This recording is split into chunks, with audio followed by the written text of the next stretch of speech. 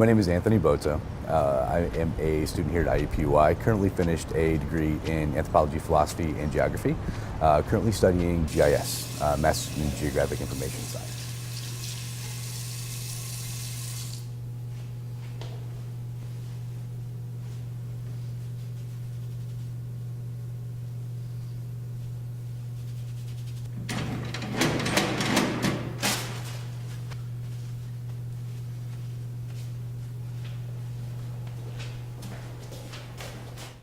Well, the plan here is actually very conventional, that I'm competing to achieve these goals with my colleagues, okay, which is at this point getting into a decent PhD program.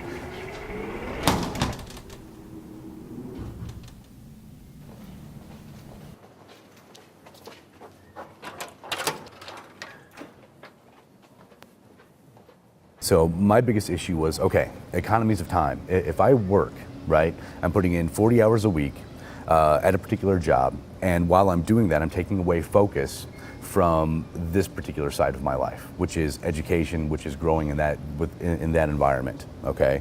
So by focusing entirely on school, what I'm able to do is, rather than work that 40 hours a week to pay the rent, okay, to pay the bills just to store my body, it's a waste in my mind. That money could be used or reallocated for other things. So there's economies of time and then reallocation of the funds.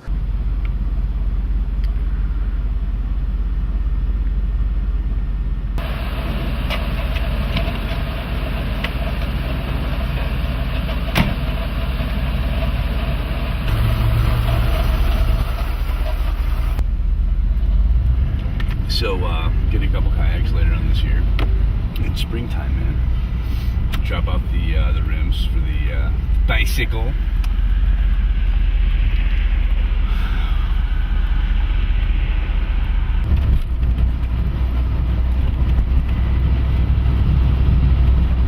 Safety first.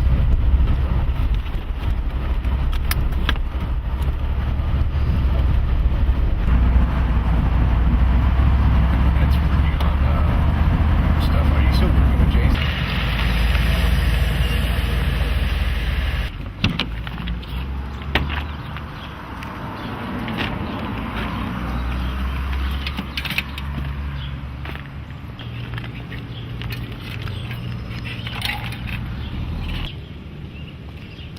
Hello. Oh. I have some tires that need to be resprung. Yeah. Okay. Thanks. I'm Larry Zimmerman. I'm professor of anthropology and museum studies at IUPUI. Anthony showed up in my classes about 4 or 5 years ago, I would guess, but there was nothing special. But then he kind of showed up at my door later on and started asking a lot of questions, and I could see that there was something else going on there.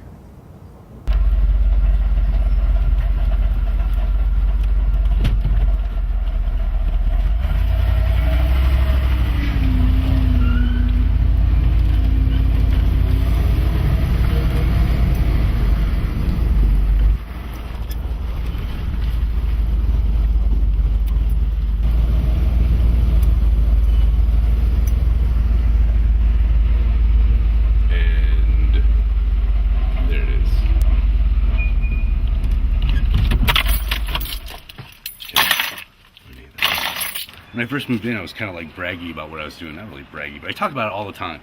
So I came over here and I rented the storage unit. And I told the guy, and I knew that lots of guys will, people will rent these things and then like stay in them. So I was like, is it cool if I stay in these, stay in one of these things? And he was like, please don't. I guess they've had issues of that in the past. So I thought that was kind of interesting. I mean, I never would have thought about that necessarily. But there was a guy that when I pulled in and I was leaving his workshop set up in this thing. So you can use it for different kinds of spaces that way. I don't know. Storage unit was a storage unit for me. You know what I mean? Yeah, okay. So, this is...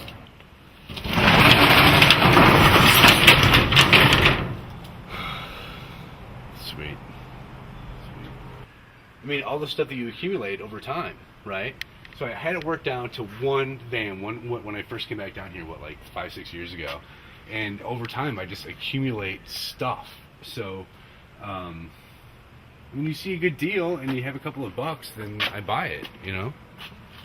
I thought it would be interesting to ask random students how they would react if they found out the guy they were seeing slept in a van. I would be a little surprised, I think, and shocked at first. And maybe initially, if I didn't know the guy very well and I found out that he was staying in his car, I might be a little turned off by that and maybe try to stay away. But if I had known him for a while and then I found that out, you know, it might really not change the situation. I might be willing to help out, so. I would not approve. I think that's not the right thing to do. Maybe your parents should support you more, or I just feel like there's a different way to handle that, not sleeping in your car. I probably would be wondering why, first of all, and I don't know, it might be kind of weird at first, but I would ask him why, and then if it was a reasonable answer, I would try to help him, like if he needed money or if he needed to find a job, like try to help him find a job. That's a tough question though. It's kind of a random thing that, I don't know, you wouldn't expect to happen, but I think I would try my best to help out, and I don't think I'd leave him for it. I think that's kind of not right, but yeah. That's sad. I mean, I'd want to help him. Even though I can't even help myself, that'd be my reaction. I want to help this guy. You can't just sleep in your van like that. Would you break up with him? No, I wouldn't.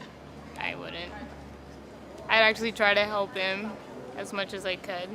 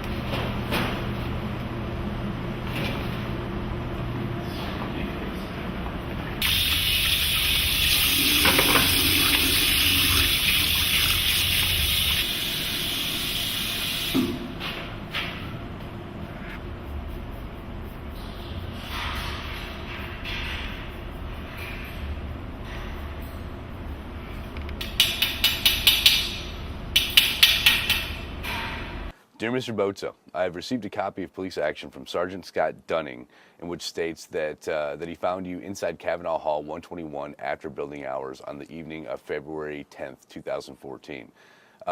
Sergeant Dunning confiscated your key to Kavanaugh 121 and issued you a trespass warning.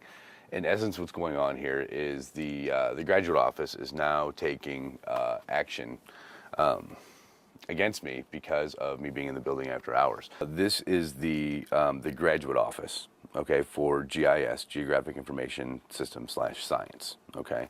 Now, it's not really a function of home, it's my office. Late night, I was in here studying, and actually there was a quiz that I had to take. So I was working, okay. It was at 11 o'clock when they had come in, okay, and I was almost done with my work. I have done my best to stick with the guidelines of the hours of the building, but time is an issue, you know, and they came in and they got me, right?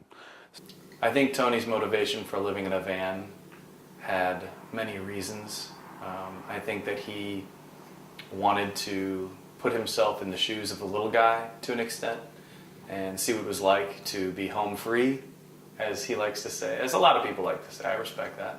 But also, I think a lot of it was just him kind of being outside the conventions of modern society and seeing how far he could push things. He's that kind of a person too. Rather than live this conventional life where you are working to pay off these either status-driven things or in my mind, a false sense of security with an apartment or whatever it may be, drop it, right? Just do what you have to do and gear everything toward it. He is a little bit unwilling to be held in the kinds of normal boundaries of academia. He just always has these strange thoughts that really are funny. Sometimes I have to tell him, Tony, focus, say what you really mean, figure out what your real goals are with this, and then see how he responds to that. And sometimes it's good, and sometimes it's even more crazy stuff.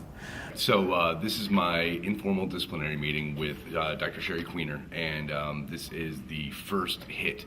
So what I'm going to try to do is use this as a position to work with her. Sherry's not a bad person, and I think that we have somewhat of a common perspective on the situation. So I talked to a couple of the graduate students today. I'm going to put out a petition asking for extended hours for graduate students. This is not an odd situation. Many universities offer 24-hour access to graduate students because of what we had discussed earlier with the research projects and working with the professors and stuff. So this is it. This is the first meeting.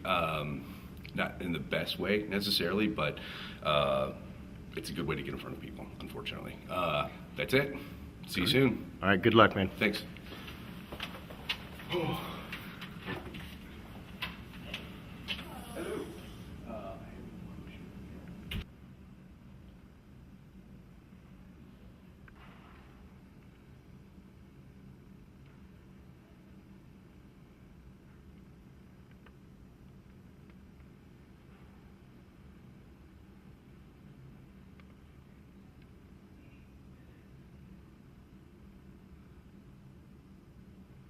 So I just got back to the office from the meeting with Dr. Queener. The disciplinary actions were put into place, or at least somewhat put into place. The accusations against me were presented, and it was my turn to say something. I had the right not to say anything, but I engaged. The next step is I wait. I went ahead and sent Dr. Queener an email with all of the contacts. And then I'm waiting for a decision at this point. She could either put me on not academic probation, but probation, dismiss the charges, or there was another one in there too. Or expel me.